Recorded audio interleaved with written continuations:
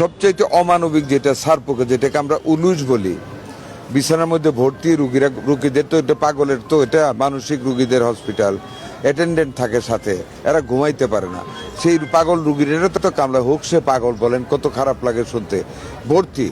ওইটা আমরা নিজে এখন আমরা যারা কন্ট্যাক্ট নিয়েছে ওই সারপোকা এগুলি মারার জন্য ওনার সাথে কথা বলেছি, উনি কিছু প্রবলেমের কথা বলেছে। এগুলি অ্যাকচুয়ালি প্রবলেম না, যদি ডাইরেক্টর সাহেব নিজে সিরিয়াস হতে। ডিমের ভিতরে কুসুমটা পচা দেয় কিনা কয়েকটা রুগীকে জিজ্ঞেস করছে, বলছে না ভালো দেয়। রুটি আমরা নিজে দেখেছি ভালো দেয়, বাট কলার মান অত্যন্ত নিম্ন। ওই যে শরীর নিচের যে বাতিল কলাটা থাকে ওই কলাটা এখানে ডেলিভারি নেওয়া হয়।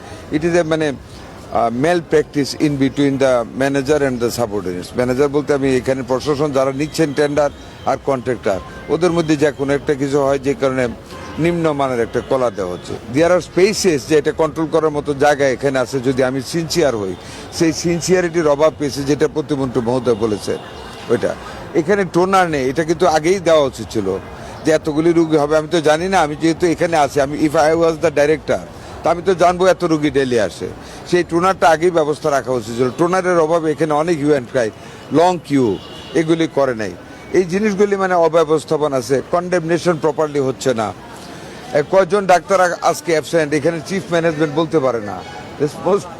মানে সবচেয়ে খারাপ যা কয়জন ডাক্তার আজকে অনুপস্থিত, এটা জানতে পারলাম না, এখন পর্যন্ত বলতে পারে না, দিতে পারেন না। ডাক্তার দেরিতে আসে, এটা খবর রাখে না।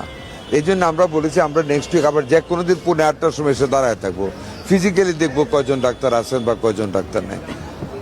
যেটুকু প্রবলেম আছে, রুগী তো বেশি থাকবে, আমাদের জনসংখ্যার আধিক্য হেতু আমাদের অ্যাকোমোডেশন ফেসিলিটিস কম, প্রবলেম থাকবে। কিন্তু যেই প্রবলেমগুলি আছে এগুলো কিন্তু আমরা ভালো মানুষ হলে এই প্রবলেমগুলি থাকার কথা না। আমরা পরিচালক মহোদয়ের সঙ্গে কথা বলি যে আপনার বিরুদ্ধে যে এই অভিযোগগুলো, এগুলো কি আপনি মেনে নেবেন নাকি কোনো আপনার পাল্টা যুক্তি আছে? এত অভিযোগ, আমি পুরোটা ছিলাম, আমি বিভিন্ন ব্যাখ্যা দিয়েছেন মাননীয় মন্ত্রীকে, কিন্তু এই ব্যাখ্যাগুলো তো গ্রহণযোগ্য না। যেটা আমি মাননীয় মন্ত্রী মহোদয় যেটা বলছেন সেটা হচ্ছে যে আসলে ওই এত বড় হাসপাতালে যে টোটাল আজকে কতজন ডাক্তার, এটা সঙ্গে সঙ্গে জানানোটা আসলে একটু, যেহেতু আমরা বায়োমেট্রিক হাজিরা নেই, বায়োমেট্রিক মেশিন থেকে জেনে আমাকে ক্যালকুলেট করে দিতে হয়, একটু সময় সাপেক্ষ ব্যাপার। তো এটা আমি মাননীয় মন্ত্রী মহোদয়কে বলছি যে আমি কিছুক্ষণের মধ্যেই বায়োমেট্রিক হাজিরা ক্যালকুলেশন করে আমি স্যারকে জানাই দিব।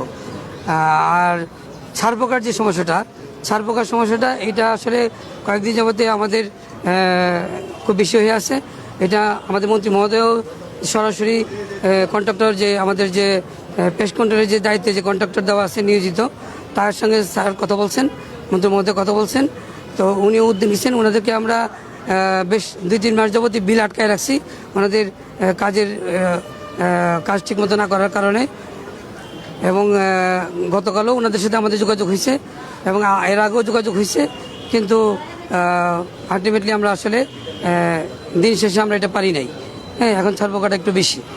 আর কন্ট্রাক্টর যেটা খাবারের যে, সেটা তো স্যার বলছেনই যে কলা তো আসলে এটা প্রতিদিন তো সম্ভব না দেখা, সম্ভব না। কিন্তু ওভারঅল কিন্তু আমার যে হাসপাতালের যে খাবারের মান, দুপুরের খাবার, রাত্রের খাবার, মোটামুটি আপনারা আরও ভালোভাবে দেখেন, দেখবেন যে ভালো পাবেন ইনশাআল্লাহ। এর বাইরেও তো আরো অনেকগুলো অভিযোগ করলেন, এগুলোর বিরুদ্ধে আজকে ওষুধ পেয়েছে রোগীরা, কিন্তু কোনো সময় না, এটা আসলে এটা আমাদের যে সরকারি যে হাসপাতালের নিয়ম, সরকারি হাসপাতালের নিয়ম অনুযায়ী এটা সব ওষুধই মোটামুটি আমাদের এখানে আছে, কিন্তু কোনো সময় স্টোর থেকে আসতে দেরি